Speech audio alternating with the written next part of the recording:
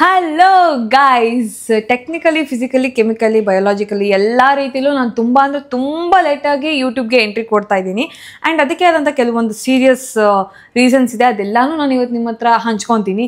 So ಅದಕ್ಕೂ ಮುಂಚೆ welcome back ಅಲ್ಲ, heartly welcome to our YouTube channel. ಯಾಕಂದರೆ ಇದು ನನ್ನ ಮೊದಲನೇ ಬ್ಲಾಗ್.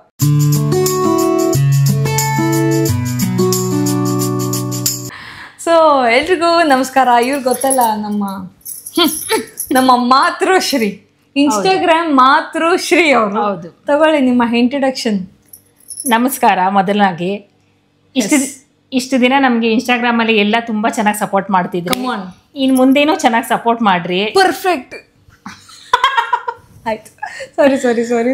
ಆಮೇಲೆ ಇಷ್ಟು ದಿನ ನಾವು ಯೂಟ್ಯೂಬ್ ಲಾಗ್ ಮಾಡಕ್ಕೆ ಆಗ್ತಿರ್ಲಿಲ್ಲ. ಮಾಡ್ಬೇಕು ಅನ್ಕೊಂಡಿದ್ವಿ, ಮಾಡಕ್ಕೆ ಆಗ್ತಿರ್ಲಿಲ್ಲ. ಕಾರಣಾಂತರ ಒಂದೊಂದು ಅಡೆತಡೆ ತುಂಬಾ ಬರ್ತಿತ್ತು. ಆ ಒಂದೊಂದು ಏನಂತ ನಾನು ಹೇಳ್ತೀನಿ. ತುಂಬಾ ಲೇಟಾಗಿ ನಾವು ಎಂಟ್ರಿ ಕೊಡ್ತಾ ಇದ್ದೀವಿ ಯೂಟ್ಯೂಬ್ಗೆ. ನಾವು ಇನ್ಸ್ಟಾಗ್ರಾಮ್ ಸ್ಟಾರ್ಟ್ ಮಾಡಿ ಈಗ ಮಾರ್ಚ್ ಬಂದು ಎರಡು ವರ್ಷ ಆಗುತ್ತೆ. 2 ವರ್ಷ ಆಯಿತು. ಸೊ ಈಗ 2 ವರ್ಷ ಆದ್ಮೇಲೆ ನಾವು ಯೂಟ್ಯೂಬ್ ಸ್ಟಾರ್ಟ್ ಮಾಡ್ತಾ ಇದ್ದೀವಿ. ಅದಕ್ಕೆ ಇಬ್ಬರಿಗೂ ಅಷ್ಟೇ ಅವ್ರಿಗೆ ಆದಂಥ ನನಗೆ ಒಂದು ಸೀರಿಯಸ್ ರೀಸನ್ಸ್ ಇತ್ತು, ಅವ್ರ ಹತ್ರನೂ ಒಂದು ಸೀರಿಯಸ್ ರೀಸನ್ಸ್ ಇತ್ತು. ನಾನು ಹೇಳಬೇಕಂದ್ರೆ, ನಾನು ಸ್ಟೂಡೆಂಟ್, ನಾನು BCom ಓದ್ತಿದ್ದೆ. ಅದು ಈವ್ನಿಂಗ್ ಕಾಲೇಜಲ್ಲಿ. ಡೇ ಟೈಮಲ್ಲಿ ನಾನು ವರ್ಕ್ ಮಾಡ್ತಿದ್ದೆ. ಕನ್ಸ್ಯೂಮರ್ ಕೋರ್ಟ್ ಬ್ಯಾಂಗ್ಳೂರಲ್ಲಿ ಸ್ಟೆನೋಗ್ರಾಫರ್ ಆಗಿ ವರ್ಕ್ ಮಾಡ್ತಿದ್ದೆ. ಈವ್ನಿಂಗ್ ಕಾಲೇಜ್ಗೆ ಹೋಗ್ತಿದ್ದೆ. ಸೊ ಇವರು ವರ್ಕ್ ಮಾಡ್ತಿದ್ರು. ಆಮೇಲೆ ಮನೆ ಕೆಲಸ, ಅಫ್ಕೋರ್ಸ್ ಹೌಸ್ ವೈಫ್ ಅಂದರೆ ನಿಮಗೆ ಗೊತ್ತಿದೆ ಯಾವ ಥರ ಕೆಲಸಗಳಿರುತ್ತೆ ಅಂತ. ಸಿಕ್ಕಾಪಟ್ಟೆ ಆ ಗ್ಯಾಪಲ್ಲಿ ನಾವು ಹೆಂಗೆ ವಿಡಿಯೋ ಪ್ಲ್ಯಾನ್ ಮಾಡ್ತಿದ್ವಿ ಅಂದರೆ, ನಾನು ಮನೆ ಇದ್ದಿದ್ದೆ ಎಲ್ಲೋ ಫಸ್ಟು ಬಸ್ ಹತ್ತಿ ಬಂದು, ನಮ್ಮನೇನೆ ದೂರ, ಪಾಪ ಅವಳು ಬಸ್ ಹತ್ತಿ ನನಗೋಸ್ಕರ ಟೈಮ್ ಕೊಟ್ಕೊಂಡು ಒಂದು ವಾರಕ್ಕೆ ಬಿಡೋವಿಡಿಯೋನ ಇಡೀ ದಿನ ಎಲ್ಲ ಶೂಟ್ ಮಾಡ್ತಿದ್ವಿ. ಶನಿವಾರ ಭಾನುವಾರ ಬಂದರೆ ನಮ್ಗೆ ಅದೇ ಕೆಲಸ. ಆ ಶನಿವಾರನೂ ಆಗ್ತಿರ್ಲಿಲ್ಲ, ಒಂದೊಂದು ದಿವಸ ಭಾನುವಾರ ಮಾಡಿಕೊಂಡು ಇವಳು ಪಾಪ ಮನೆಗೆ ಹೋಗೋದ್ರ ಹತ್ರ 10 ಗಂಟೆ ಆಗೋದು. ಅದಕ್ಕೆ ಇವಾಗ ಅದೆಲ್ಲ ಬೇಡ ಅಂದ್ಬಿಟ್ಟು ನಮ್ಮನೆ ಹತ್ರನೇ ಬಂದ್ಬಿಟ್ಟಾರೆ. ಒಂದೊಂದು ರೋಡ್ ಡಿಫ್ರೆನ್ಸ್ ಅಷ್ಟೇನೆ. ಇವಾಗ ನಮ್ಗೆ ಚೆನ್ನಾಗಿ ಸಪೋರ್ಟ್ ಮಾಡ್ರಿ, ವಿಡಿಯೋ ಮಾಡೋಣ, ಯೂಟ್ಯೂಬ್ ಬ್ಲಾಗ್ ಮಾಡೋಣ ದಿನ ಅನ್ಕೊಂಡಿದೀವಿ. ಏನೋ ನಮಗೆ ಮಾತಾಡಕ್ ಬರಲ್ಲ, ಬಂದಷ್ಟು ಇನ್ಮೇಲೆ ಕಲ್ತ್ಕೋತೀನಿ ಮಾತಾಡಕ್ಕೆ. ಏನಾದ್ರೂ ತಪ್ಪಾಗಿದ್ರೆ ಹೊಟ್ಟೆಗೆ ಹಾಕೊಂಬಿಡಿ. ಈ ಕಿಡ್ನಿಗೆ ಆ ಕಿಡ್ನಿಗೆ ಏನು ಬೇಡ, ಹೊಟ್ಟೆಗೆ ಹಾಕೊಳ್ಳಿ. ಕಿಡ್ನಿಗೆ ಬೇಡ, ಹೊಟ್ಟೆಗೆ ಹಾಕೊಳ್ಳಿ. ನನ್ನ ಮನೆ ಇದ್ದಿದ್ದು ಬೇರೆ ಅಲ್ಲೇ, ಇವ್ರ ಮನೆ ಇದ್ದಿದ್ದು ಬೇರೆ ಅಲ್ಲೇ. ನಾನು ಬಸ್ಸಲ್ಲಿ ಬರ್ತಿದ್ದೆ.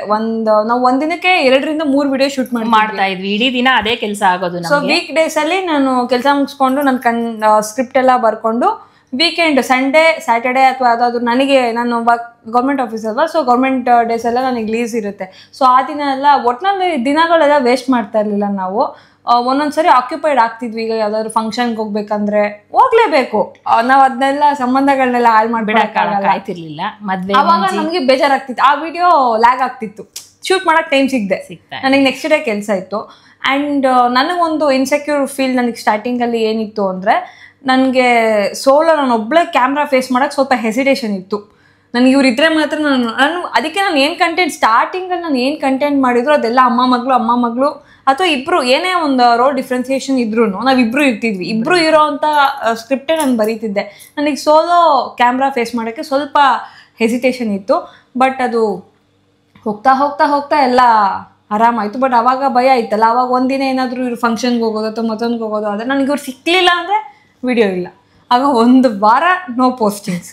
ಆ ಥರ ತೀರಾ ಕಡಿಮೆನೇ ಆಗೋದು. ತುಂಬ 2-3 ಸರಿ ಮಾಡಿದ್ದೀವಿ ಆ ಥರ. ಹೌದು, ನಾನು ಭಾನುವಾರ ಅಂದರೆ ಊರಿಗೆ ಹೋಗ್ತಾ ಇದ್ದೆ. ಯಾವ್ದಾರ ಮದುವೆ ಇದ್ರೆ ಹೋಗ್ಬೇಕಾಯ್ತು, ಫಂಕ್ಷನ್ ಇದ್ರೆ ಹೋಗ್ಬೇಕಾಯ್ತು. ಇವಳು ಟೈಮ್ ಕೊಡೋಕ್ಕಾಗ್ತಿರ್ಲಿಲ್ಲ. ಇವಳು ಫೋನ್ ಮಾಡೋಳು, ಇಲ್ಲ ನಾನು ಹೋಗ್ಲೇಬೇಕು ಅಂತ ಹೋಗಿನಿ. ಆ ವಾರ ಮಾಡೋಕ್ಕೆ ಆಗ್ತಿರ್ಲಿಲ್ಲ. ಆ್ಯಂಡ್ ಇದರಲ್ಲಿ ಒಂದು ಸಾಹಸ ಏನು ಮಾಡಿದ್ದೀವಿ ಅಂದರೆ, ಲೈಟ್ ಗಿಟ್ಟೆಲ್ಲ ಹೊತ್ಕೊಂಡು ಊರಿಗೆಲ್ಲ ಹೋಗ್ಬಿಟ್ಟಿದ್ದೆ. ನೀವು ಅಲ್ಲಿ ನಮಗೆ ಲೈಟ್ ಸಾಲಲ್ಲ, ಬಟ್ ಪರವಾಗಿಲ್ಲ, ವಿಲ್ ಟ್ರೈ. ಆದರೆ ಮಾಡೋಣ, ಅಟ್ಲೀಸ್ಟ್ ಆ ದಿನ ಆದರೂ ವೇಸ್ಟ್ ಮಾಡೋದು ಬೇಡ ಅನ್ನೋದು ನನಗೆ ಸಿಗೋದು ಒಂದು ಸಂಡೇ. ಆಮೇಲೆ ಇನ್ ವೀಕ್ ಡೇಸ್ ಎಲ್ಲ ಕೆಲಸ ಕಾಲೇಜು, ಆಮೇಲೆ ಇವರು ಕೆಲಸ. ಸೊ ಅದಕ್ಕೆ ಹೆಂಗೂ ವೇಸ್ಟ್ ಮಾಡೋದು ಬೇಡ. ಮತ್ತೆ ನಮ್ಗೆ ಇನ್ನೊಂದೇನಂದ್ರೆ ಔಟ್ಡೋರ್ ಮಾಡೋಕ್ಕೂ ನಮಗೆ ನಾಚಿಕೆ ಇತ್ತು. ನಮ್ಗೆ ಕ್ಯಾಮ್ರಾ ಫೇಸ್ ಮಾಡಿ, ಜನಗಳನ್ನೆಲ್ಲ ಫೇಸ್ ಮಾಡಿ ಒಂಥರ ಮುಜುಗರ ಬರೋದು ಮಾಡಕ್ಕೆ. ಹೆಂಗೆ ಅಂದ್ರೆ, ನನಗೂ ಇತ್ತು. ನಾನೇನು ಫುಲ್ ಎಕ್ಸ್ಪರ್ಟ್ ಅಂತ ಇಲ್ಲ. ಮಾಡ್ತಿರ್ಬೇಕಾದ್ರೆ ಯಾರಾದ್ರೂ, ಈಗ ನಾವು ರೆಕಾರ್ಡ್ ಮಾಡ್ತಾ ಇರ್ತೀವಿ, ಯಾರಾದ್ರೂ ಬಂದು ಪಕ್ಕದಲ್ಲಿ ಹೋಗ್ಬೇಕಾದ್ರೆ ಹಿಂಗ್ ನೋಡ್ತಾರೆ, ಗೊತ್ತಾಗುತ್ತೆ ನಮ್ಗೆ. ಅವಾಗ ಫೋಕಸ್ ಕ್ಯಾಮ್ರಾ ಮೇಲೆ ಇರಲ್ಲ, ಜನಗಳ ಮೇಲೆ ಇರೋದು. ಹಿಂಗಾಗ್ಬಿಡುತ್ತೆ. ಆಗ ನಮ್ಗೆ ಕಾನ್ಸಂಟ್ರೇಟ್ ಮಾಡೋಕ್ಕಾಗಲ್ಲ, ನೀಟಾಗಿ ಬರಲ್ಲ. ಸುಮಾರು ಟೇಕ್ಸ್ ತಗೊಂಡ್ರೆ ನಮ್ಗೆ ಅವಾಗ ರೆಕಾರ್ಡ್ ಮಾಡ್ತಿದ್ದು, ಎಡಿಟ್ ಮಾಡ್ತಿದ್ದು ಎಲ್ಲ ಅಣ್ಣ. ಅವನಿಗೆ ಭಯಂಕರ ಸಿಟ್ಟು ಬರ್ತಿತ್ತು, ಟೈಮ್ ವೇಸ್ಟ್ ಮಾಡ್ತಾ ಇದ್ದೀರಾ ಅಂತ. ನಾವು ಅವ್ನ್ ಮಾತು ಕೇಳಿದ್ರೆ ಇದು 1 ವರ್ಷಕ್ಕೆ ಮುಂಚೆನೆ ನಾವು ಯೂಟ್ಯೂಬ್ ಸ್ಟಾರ್ಟ್ ಮಾಡ್ಬೇಕಾಗಿತ್ತು. ಅವ್ನು ಮಾಡ್ರಿ ನೀವು ಲೇಟ್ ಮಾಡ್ತಾ ಇದ್ದೀರಾ, ಈಗ ಮಾಡ್ತೀವಿ, ನಾಳೆ ಮಾಡ್ಬಿಡ್ತೀವಿ, ನೆಕ್ಸ್ಟ್ ತಿಂಗಳು ಸ್ಟಾರ್ಟ್ ಮಾಡ್ಬಿಡ್ತೀವಿ, ನೆಕ್ಸ್ಟ್ ವಾರ ಸ್ಟಾರ್ಟ್ ಮಾಡ್ಬಿಡ್ತೀವಿ ಅಂತ ತಳ್ಕೊಂಡು 2 ವರ್ಷದ ಹತ್ರಕ್ಕೆ ಬಂದ್ಬಿಟ್ಟಿದೀವಿ. ತುದಿಲಿದ್ದೀವಿ, ಈಗ ಸ್ಟಾರ್ಟ್ ಮಾಡಿದೀವಿ. ಇದ್ರ ಮುಂದೆ ನಿಮ್ ಸಪೋರ್ಟ್ ಸ್ಟಾಪ್ ಮಾಡಲ್ಲ ಇನ್ನು ಸ್ಟಾಪ್ ಮಾಡಕ್ಕಾಗಲ್ಲ, ಮಾಡ್ಲೇಬೇಕು ಅಂತ ಪ್ರಿಪೇರ್ ಆಗಿದ್ದೀವಿ. ನಾನು MBA ಜಾಯ್ನ್ ಆಗ್ಬೇಕಿತ್ತು, ಬಟ್ 1 ವರ್ಷ ಮನೇಲೆಲ್ಲ ಅಪ್ಪ ಹತ್ರ ಅಮ್ಮ ಹತ್ರ ಎಲ್ಲ ಹತ್ರ ಪರ್ಮಿಷನ್ ಕೇಳಿ ಸೀರಿಯಸ್ ಆಗಿ ಅಣ್ಣನ ಹತ್ರನು ನನ್ಗೇನೇ ತಪ್ಪು ಮಾಡಿದ್ರೆ ನಾವು ಚೆನ್ನಾಗಿ ಇದಾಗ್ಬಿಡ್ತಾನೆ. ಒಂದು ಮಾಡಿದ್ರೆ ಕರೆಕ್ಟಾಗಿ ಮಾಡಬೇಕು, ಇಲ್ಲ ಮಾಡಬಾರ್ದು ಅನ್ನೋದು ನಮ್ಮಣ್ಣ ನನಗೆ ಹೇಳ್ಕೊಟ್ಟಿರೋದು. ಸೊ ಅಮ್ಮ ಹತ್ರ ಅಪ್ಪ ಹತ್ರ ಎಲ್ಲ ಪೂಸಿ ಹೊಡೆದು ಅಣ್ಣನ ಹತ್ರನೂ ಸೀರಿಯಸ್ ಆಗಿ ಇಲ್ಲ ನಾನು ಸೀರಿಯಸ್ ಆಗಿ ಮಾಡ್ತೀನಿ ಕೆಲಸ ಅಂತ. ಇದಿಲ್ಲದೆ ನನಗೆ ಕೆಲವೊಂದಷ್ಟು ಪ್ಲ್ಯಾನ್ಸ್ ಇದೆ. ಸೊ ಅದನ್ನೆಲ್ಲ ಎಕ್ಸಿಕ್ಯೂಟ್ ಮಾಡ್ಬೇಕಂದ್ರೆ ನಾನು 1 ವರ್ಷ ನನಗೆ 1 ವರ್ಷನೂ ಆಗಲ್ಲ. ಏನೇ ಕಾಲೇಜ್ ಡ್ಯೂರೇಷನ್ ನೋಡಿಕೊಂಡ್ರೆ ಮಂತ್ ವೈಸ್ ಲೆಕ್ಕ ತೊಗೊಂಡ್ರೆ ಒಂದು 8-9 ಮಂತ್ಸ್, ಎಕ್ಸಾಕ್ಟ್ 12 ಮಂತ್ಸ್ ಅಂತೂ ಇರಲ್ಲ. 8-9 ಮಂತ್ಸ್ ಆದರೂ ನಾನು ಮಾಡೋಣ ಕೆಲಸ, ವೇಸ್ಟ್ ಮಾಡೋದು ಬೇಡ ಅಂತ ಹೇಳಿ ಈ 1 ವರ್ಷ ನಾನು MBAಗೆ ಜಾಯ್ನ್ ಆಗಿಲ್ಲ. ಸೊ ಐ ಆಮ್ ಕಂಪ್ಲೀಟ್ಲಿ ಏನು ಕೆಲಸ ಮಾಡ್ತಾಯಿದ್ದೀನಿ ಅದ್ರ ಮೇಲೆ ಕಂಪ್ಲೀಟಾಗಿ ಐ ಆಮ್ ಗಿವಿಂಗ್ ಮೈ 100%. ಅದಲ್ಲದೆ ಇದರ ಮಧ್ಯೆ ಎಕ್ಸ್ಟ್ರಾ ಕಲಿಕೆ ಅಂತ ನಾನು ಜಾಯ್ನ್ ಆಗಿದ್ದು ನನ್ನ ಡ್ರಾಮಾ ಕ್ಲಾಸ್. ಅದು ನೀವೇ ನೋಡ್ತಾ ಇರ್ಬೋದು ಇನ್ಸ್ಟಾಗ್ರಾಮಲ್ಲಿ, ನಾನು ಅವಾಗ ಸ್ಟೋರಿ ಹಾಕ್ತೀನಿ, ಮಿಸ್ ಸೇವಂತಿ ನಾಟಕ.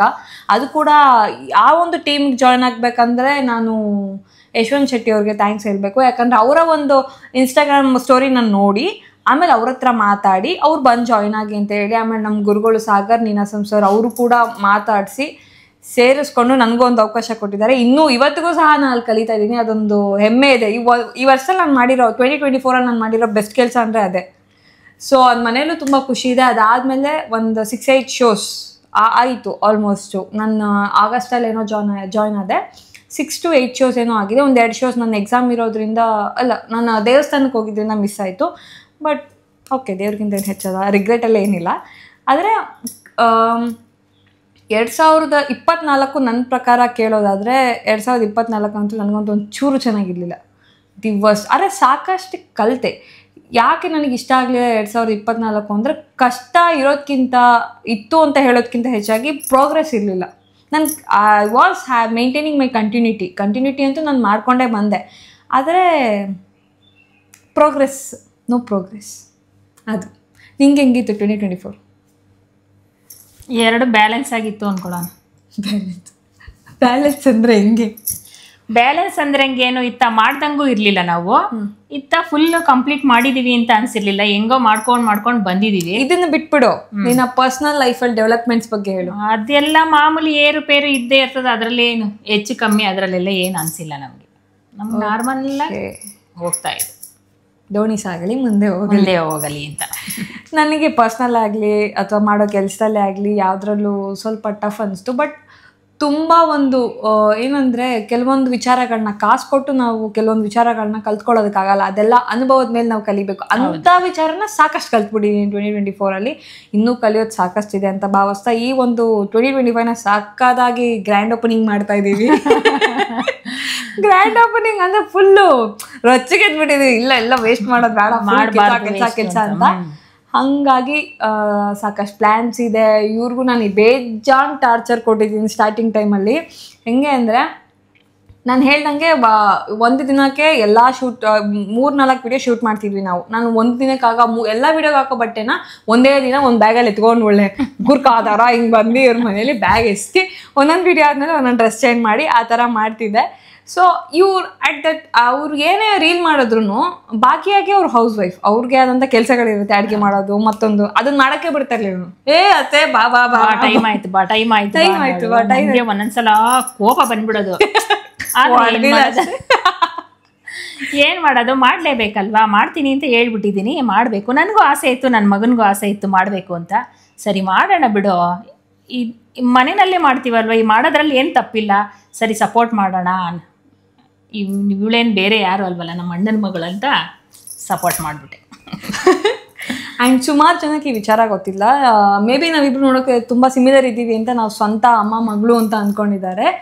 ಸೊ ಇವ್ರು ನನ್ನ ಸೋದರ ಅತ್ತೆ, ನಮ್ಮ ಅಪ್ಪನ ತಂಗಿ, ನಮ್ಮ ಅಣ್ಣನ ಮಗಳು. ನಮ್ಮಮ್ಮ ಕ್ಯಾಮ್ರಾ ಶೈ, ಅವರು ವರ್ಕಿಂಗ್ ಇದ್ದಾರೆ, ಅಪ್ಪ ಕೂಡ ವರ್ಕಿಂಗ್ ಇದ್ದಾರೆ. ಅಪ್ಪ ಅಷ್ಟು ಕ್ಯಾಮ್ರಾ ಶೈ ಇಲ್ಲ, ಯಾಕಂದರೆ ಅವರು ಡ್ರಾಮಾ ಆರ್ಟಿಸ್ಟ್, ಅವ್ರಿಗೆ ಸ್ಟೇಜ್ ಫಿಯರ್ ಎಲ್ಲ ಇಲ್ಲವೇ ಇಲ್ಲ ಬಿಡಿ. ಆದರೆ ಅವ್ರಿಗೆ ಟೈಮ್ ಇಲ್ಲ, ಕೆಲ್ಸಕ್ಕೆ ಹೋಗ್ತಿರೋದ್ರಿಂದ ಟೈಮ್ ಇಲ್ಲ ಅನ್ನೋದೊಂದು ಬಿಟ್ಟರೆ ಅವ್ರಿಗೇನು ಸ್ಟೇಜ್ ಫಿಯರ್ ಇಲ್ಲ. ನಾನು ಒಂದೇ ಒಂದು ವಿಡಿಯೋಲಿ ಅಲ್ವಾ ಅವ್ರನ್ನ ಜಾಯಿನ್ ಮಾಡಿಸ್ಕೊಂಡು ಬಿಗ್ ಬಾಸ್ ವಿಡಿಯೋದಲ್ಲಿ ಮಾಡಿ, ಅದು recent season 11 Bigg Boss team video ಮಾಡಿದಾಗ ಅವ್ರನ್ನ ಸೇರಿಸ್ಕೊಂಡಿದ್ವಿ ಆ ವಿಡಿಯೋಗೆ. ಅವ್ರಿಗೆ ಟೈಮ್ ಕೊಡೋಕ್ಕಾಗಲ್ಲ. ಅಮ್ಮ ಆದರೆ ಅಮ್ಮ ಹೆಂಗೆ ಅಂದರೆ ಬಿಹೈಂಡ್ ದ ಸೀನ್ ಅಮ್ಮಂಗೆ ತಲೆ ಓಡುತ್ತೆ, ನೀನು ಈ ಥರ ಮಾಡೋದು ಚೆನ್ನಾಗಿರುತ್ತೆ, ಆ ಥರ ಮಾಡೋದು ಮುಂದೆ ಓಡಲ್ಲ ಅಂತ. ಪಾಪ ಬಿಹೈಂಡ್ ದ ಸೀನ್ ನನಗೆ ತುಂಬ ಸಜೆಷನ್ಸ್ ಕೊಡ್ತಾರೆ. ಅಂದರೆ ನಾನೇನಾದರೂ ಒಂದೊಂದ್ಸರಿ ರಿಪೀಟ್ ಮಾಡ್ತಾ ಇದ್ದೀನಿ, ಲ್ಯಾಗಿ ಮಾಡ್ತಾ ಇದ್ದೀನಿ ನನ್ನ ವೀಡಿಯೋಸ್ ಅಂತ ಅನಿಸಿದ್ರೆ ಆಗ ಅಮ್ಮ ಹೇಳ್ತಾರೆ ಇದನ್ನು ಸೇಮ್ ಟು ಸೇಮ್ ಮಾಡ್ತೀವಿ. ಚೇಂಜಸ್ ಬಗ್ಗೆ ನಾನೇನೇ ಮಿಸ್ಟೇಕ್ಸ್ ಬಗ್ಗೆ ಅಥವಾ ರಿಪಿಟೇಷನ್ ಬಗ್ಗೆ ಇದ್ದರೆ ಅದನ್ನು ಅಮ್ಮ ಕ್ಲಿಯರಾಗಿ ನನಗೆ ಇನ್ಸ್ಟ್ರಕ್ಷನ್ಸ್ ಕೊಡ್ತಾರೆ, ಇದನ್ನು ಮಾಡಬೇಕು, ಇದನ್ನು ಮಾಡಬಾರ್ದು ಅಂತ. ಆದರೆ ಆನ್ ಕ್ಯಾಮ್ರಾ ಸ್ವಲ್ಪ ಅವ್ರಿಗೆ ಕ್ಯಾಮ್ರಾ ಫಿಯರ್ ಇದೆ. ನಿನಗೆ ಆ ಥರ ಸ್ಫೂರ್ತಿ ತುಂಬಿದ್ದು ಯಾರು? ಸ್ಫೂರ್ತಿ ತುಂಬಿದ್ದು ನನ್ನ ಮಗ. ನೀನ್ ಮಾಡಮ್ಮ, ನೀನ್ ಮಾಡು ನಾನು ನನ್ನ ಮಗ ಮಾಡ್ಬೇಕು ಅಂತ ಇತ್ತು. ಕಾರಣದಿಂದ ನಾನು ನನ್ನ ಮಗ ಮಾಡಕ್ಕಾಗ್ಲಿಲ್ಲ. ಸರಿ, ಆಮೇಲೆ ಇವಳು ಬರೋಳಲ್ವಾ, ನೀನ್ ಮಾಡು ಅಂತ ತುಂಬಾ ಒಂದ್ಸಲ ಏನು ಸಿಗಂದೂರು ಚೌಡೇಶ್ವರಿಗೆ ಹೋಗಿದ್ವಿ. ಅಲ್ಲಿಂದ ಮಾತು ಸ್ಟಾರ್ಟ್ ಆಯ್ತು. ಈ ಒಂದು ದೃಢ ಏನು ನಂಬಿಕೆ ಅಲ್ಲ, ಏನದು ದೃಢ ನಿರ್ಧಾರ ತಗೊಂಡಿದ್ದು. ಸಿಗಂದೂರು ಚೌಡೇಶ್ವರಿ ಅಮ್ಮನ ದೇವಸ್ಥಾನದಲ್ಲಿ ತಗೊಂಡ್ವಿ. ಅಲ್ಲಿಂದನೇ ಸ್ಟಾರ್ಟ್ ಆಯ್ತು. ಬೆಳಗಿನ ಜಾವ ಪ್ರಸಾದಕ್ಕೆ ಕ್ಯೂನಲ್ಲಿ ನಿಂತ್ಕೊಂಡು ಮಾತಾಡ್ಕೊಂಡು ಏನಾದ್ರೂ ಮಾಡ್ಬೇಕು, ಏನ್ ಮಾಡೋಣ ಅಂದ. ಆಮೇಲೆ ಅವನ ತಲೆಯಲ್ಲಿ ಇದ್ದಿದ್ದ ಐಡಿಯಾ ಎಲ್ಲ ಇವಳ ತಲೆಗೆ ತುಂಬ್ದ. ಅದ್ರ ಜೊತೆಗೆ ನೀನು ಸೇರ್ಕೊ ಅಮ್ಮ ಅಂದ. ಸೇರ್ಕೊಂಡೆ ನಾವು ಮಾಡ್ತಾ ಇದ್ದೀವಿ. ನಮ್ಮನ್ನ ಸಪೋರ್ಟ್ ಮಾಡಿ ಸಹಕರಿಸಿ. ಗೈಸ್, ಇದು ಒಟ್ಟು 5ನೇ ಸತಿ ಅಲ್ವಾ ಕೇಳ್ತಾರೆ? ಹೌದು. ಸುಮಾರು ಜನ ನಮ್ಮನ್ನ ಅಮ್ಮ ಮಗಳು ಅಂತ ಅನ್ಕೊಂಡಿದ್ರು. ಆಕ್ಚುಲಿ ಇವರು ನನ್ನ ಸೋದರ ಅತ್ತೆ. ಹೌದು, ನಮ್ಮ ಅಪ್ಪನ್ ತಂಗಿ, ಇವಳು ನನ್ನ ಅಣ್ಣನ ಮಗಳು. ಆ್ಯಂಡ್ ಚಿಕ್ಕ ವಯಸ್ಸಿಂದ ತುಂಬ ಜನ ಹೇಳಿದೆ ನಾವು ನೋಡೋದಕ್ಕೆ ಸ್ವಲ್ಪ ಸಿಮಿಲರ್ ಇದ್ದೀವಿ ಅಂತ. ಸೊ ಮೇ ಬಿ ಅದಕ್ಕೆ ಕಲ್ಲರಿಂದ, ಮೂಗಿಂದ ನನಗೆ ಸ್ವಲ್ಪ ಮೂಗ್ ದಪ್ಪ ಇದೆ. ನಮ್ಮ ಮಹೇಶ ಯಾವಾಗ್ಲೂ ನನ್ ಮಗ ಹೇಳ್ತಿರ್ತಾನೆ, ಅಮ್ಮ ನಿಂದು ಅವಳದು ಮೂಗು ಜರಕ್ಸ್ ಒಂದೇ ತರ ಇದೆ. ಹಂಗೆ ನೋಡ್ದವ್ರೆಲ್ಲಾನು ಅಷ್ಟೇನೆ, ಸೇಮ್ ನಿನ್ ತರನೇ ಅವಳೆ, ನಿನ್ ತರನೇ. ನಿಮ್ ಮಗಳ ಅಂತಾನು ಕೇಳ್ಬಿಡಿ. ಎಲ್ಲಾರು ನನ್ ಮಗಳೇ ಅಂತಾನೆ ಅನ್ಕೊಂಡಿದ್ವಿ. ಯಾಕಂದ್ರೆ ನಾವ್ ಎಲ್ಲೇ ಹೋದ್ರು ಜೊತೆನಲ್ಲೇ ಹೋಗ್ತಿದ್ವಿ, ಜೊತೆನಲ್ಲೇ ಬರ್ತಿದ್ವಿ. ಮತ್ ನಾವ್ ಊರ್ಗೆಲ್ಲ ಹೋದ್ರೆ ಯಾವಾಗ್ನು ಇವ್ರನ್ನ ಬಿಟ್ಟಿದ್ದು ಹೋಗಿದ್ದೇ ಇಲ್ಲ ನಾವು. ಯಾವುದೇ ಹಬ್ಬಕ್ಕಾಗ್ಲಿ, ಒಂದ್ ದೇವಸ್ಥಾನ ಆಗ್ಲಿ, ಎಲ್ಲಿಗೆ ಹೋದ್ರು ಸರಿನಿ ಇವ್ರನ್ನ ಕರ್ಕೊಂಡ್ ಜೊತೆನಲ್ಲೇ ಹೋಗ್ತಾ ಇದ್ವಿ. ಈ ಒಂದು ಈಸಿ ಬಾಂಡ್ ನಮ್ಗೆ ಯಾಕೆ ಬಂದಿದ್ದು ಅಂದ್ರೆ, ನಾವು ಚಿಕ್ಕ ವಯಸ್ಸಿಂದಾನು ಆಲ್ಮೋಸ್ಟ್ ಹತ್ರ ಮನೆಯಲ್ಲೇ ಇದ್ವಿ.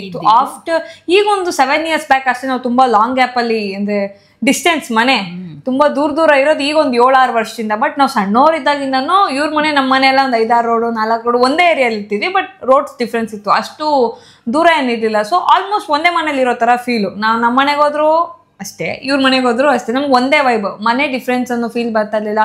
ಚಿಕ್ಕ ವಯಸ್ಸಿನ ಒಟ್ಟಿಗೆ ಇರೋದ್ರಿಂದ ನನಗೆ ಅಷ್ಟು ಈಗ ಸೀರಿಯಸ್ ಆಗಿ ಹೇಳ್ಬೇಕಂದ್ರೆ ಇವ್ರು ನನ್ನ ರಿಲೇಟಿವ್ ಅಲ್ವಾ. ರಿಲೇಟಿವ್ ಹತ್ರ ನಾವು ಇಷ್ಟು ಈಸಿಯಾಗಿ ಮಿಕ್ಸ್ ಆಗಲ್ಲ. ಏನೋ ಒಂದು ರೀಸನ್ ಇರುತ್ತೆ ಅಥವಾ ಏನೋ ಒಂದು ಹೆಸಿಟೇಷನ್ ಇರುತ್ತೆ. ಬಟ್ ನಾವು ಒಂದೇ ಫ್ಯಾಮಿಲಿ. ರೀಸನ್ ಏನಪ್ಪಾ ಅಂದ್ರೆ, ಇವಳು ಹುಟ್ಟಿದ್ದೆಲ್ಲ ನಮ್ಮನೇನಲ್ಲೇನೆ. ಯಾಕಂದ್ರೆ ಹೆಂಗೆ ಹೇಳಿ ಅಂದ್ರೆ, ಇವ್ರ ಅಣ್ಣನ, ನಮ್ಮ ಅಣ್ಣನ ಇವ್ರಮ್ಮ ಮದುವೆ ಮಾಡ್ಕೊಂಡವ್ರೆ. ಅಣ್ಣ ಇಲ್ಲ, ನಮ್ಮ ಅಣ್ಣನ್ನ ಇವ್ರಮ್ಮ ಮದುವೆ ಮಾಡ್ಕೊಂಡವ್ರೆ. ಇವ್ರ ಅಮ್ಮನ ಅಣ್ಣನ್ನ ನಾನ್ ಮದುವೆ ಮಾಡ್ಕೊಂಡಿದೀನಿ. ಹಂಗಾಗಿ ನಮ್ಮಲ್ಲಿ ಬಾಂಡಿಂಗ್ ತುಂಬಾ ಜಾಸ್ತಿ. ಅಕ್ಕಪಕ್ಕನೆ, ದೂರ ಎಲ್ಲೂ ಹೋಗ್ತಿರ್ಲಿಲ್ಲ. ಇಲ್ಲ ನಾವು ದೂರ ಹೋದ್ರೆ ಇವ್ರ ಹತ್ರ ಬಂದ್ಬಿಡೋರು, ಇವ್ರು ದೂರ ಹೋದಾಗ ನಾವು ಅಲ್ಲೇ ಇರಿವೋ. ಹಂಗಾಗಿ ಎಲ್ಲೂ ನಮಗೆ ದೂರ ಹೋಗಿ ಇರಕ್ಕೆ ಆಗ್ತಿರ್ಲಿಲ್ಲ. ಹಂಗೆ ನಾವು ಎಲ್ಲೇ ಹೋದ್ರು ಕೂಡ, ಮಕ್ಕಳು ಕೂಡ ಅಷ್ಟೇ, ನಮ್ಮ ಹತ್ರನೇ ಒಂದು ಹಬ್ಬ ಆಗಲಿ ಹರಿದಿನ ಆಗಲಿ ಎಲ್ಲ ನಮ್ಮ ಹತ್ರನೇ ಅಡ್ಜಸ್ಟ್ ಆಗ್ಬಿಟ್ಟು, ನಮಗೆ ಅವ್ರು ಬೇರೆ ಇವ್ರು ಬೇರೆ ಅಂತ ಬರದೇ ಇರೋದ್ರಿಂದ ಎಲ್ಲರೂ ಅಮ್ಮ ಮಗಳ ಅಂತಾನೇನು. ನಾವು ಹಂಗೆ ಅಷ್ಟರಲ್ಲಿ ರೀಲ್ಸ್ ಮಾಡೋ ಸ್ಟಾರ್ಟ್ ಆದ್ಮೇಲೆ, ಸರಿ ಬಿಡು ಒಂದಿನ ಸತ್ಯ ಹೇಳೋಣ. ಅಲ್ಲಿವರೆಗೂ ಸತ್ಯ ಹೇಳಿದೀವಿ, ಆಕ್ಚುಲಿ ಇಂಟರ್ವ್ಯೂಲಿ ಹೇಳಿದೀವಿ. ಆದ್ರೆ ಅದು ಎಷ್ಟು ಜನಕ್ಕೆ ಗೊತ್ತೋ, ಎಷ್ಟು ಜನ ನೋಡಿರೋರ್ಗೆಲ್ಲ ಗೊತ್ತಿರುತ್ತೆ. ನಾವೇ ಯಾವತ್ತು ಟಾಪ್ ಸೀಕ್ರೆಟ್ ಆಗಿ ಮೇಂಟೈನ್ ಮಾಡಿ, ಸತ್ಯ ಹೇಳಲೇಬೇಕು. ಕೆಲವರು ಡೈರೆಕ್ಟ್ ಆಗಿ ಸಿಕ್ ಮಾತಾಡ್ಸ್ದಾಗ ಹೇಳ್ಬಿಡ್ತಿದ್ವಿ, ಇವ್ರು ನಮ್ಮ ಅತ್ತೆ, ಅವ್ರು ಹೇಳೋ ಇವ್ ನಮ್ಮ ಅಣ್ಣನ ಮಗಳು, ಹೌದಾ ಆಂಟಿ ಮತ್ತಮ್ಮ ಅದು ವಿಡಿಯೋ ಹಂಗ್ ಮಾಡ್ತೀವಿ. ಅದಕ್ಕೂ ಕಾರಣ ಇದೆ. ಅಪ್ಪ ಅದೇ ಹೇಳಿದೆ ಅಲ್ಲ, ಅಪ್ಪ ವರ್ಕಿಂಗ್ ಇದ್ದಾರೆ, ಅಮ್ಮ ವರ್ಕಿಂಗ್ ಇದ್ದಾರೆ. ಸೊ ನನಗೆ ಸೋಲೋ ಕ್ಯಾಮ್ರಾ ಫೇಸ್ ಮಾಡೋಕ್ಕೆ ಹೆಸಿಟೇಷನ್ ಇತ್ತು. ಆದ್ರಿಂದ ನನ್ಗೆ ಆ ಟೈಮಲ್ಲಿ ಇಲ್ಲ ನಾನು ಸಪೋರ್ಟ್ ಮಾಡಿ ಇವ್ರಿಗೊಂದು ಇವ್ರಿಗೂ ಭಯ ಇರಲಿಲ್ಲ ಅಥವಾ ಇತ್ತೋ ಏನೋ ನನಗೆ ಗೊತ್ತಿಲ್ಲ, ನಾನು ಆ ಟೈಮ್ಗೆ ಸಪೋರ್ಟ್ ಮಾಡ್ತೀನಿ ಅನ್ನೋ ಮನ್ಸು ಇವ್ರಿಗೆ ಬಂತು, ಮಾಡ್ಬಿಡೋಣ ಅನ್ನೋ ಐಡಿಯಾ ಇವ್ರಿಗೂ ಇತ್ತು. ಸೊ ಇಬ್ಬರು ಸೇರಿ ಸ್ಟಾರ್ಟ್ ಮಾಡಿದ್ವಿ, ಅದು ಹಾಗೆ ಕಂಟಿನ್ಯೂ ಆಯಿತು. ಸೊ ಹೀಗೆ ನಮ್ಮ ಒಂದು ವಿಚಾರ ಅಂದರೆ ಅಮ್ಮ ಮಗಳು ಅಂತ ನಾವು ಸ್ಪ್ರೆಡ್ ಆದ್ವಿ. ಆ್ಯಂಡ್ ನಮ್ಮ ಲಕ್ಕಿಲಿ ನಾವು ಫಸ್ಟ್ 3 ವಿಡಿಯೋಸೇ ನಮ್ದು ವೈರಲ್ ಆಯಿತು. ನಮ್ಗೆ ಈ ರೆಕಗ್ನೈಸೇಷನ್ ಹಾನೆಸ್ಟಾಗಿ ಹೇಳೋದಾದ್ರೆ ತುಂಬ ಬೇಗ ಸಿಕ್ತು, ಸಪೋರ್ಟ್ ಏನೇ ಇರಲಿ ಎಲ್ಲ ಬೇಗ ಸಿಕ್ತು. ಅದಕ್ಕೆ ತುಂಬ ಥ್ಯಾಂಕ್ಫುಲ್ ಆಗಿರ್ತೀವಿ ನಾವು.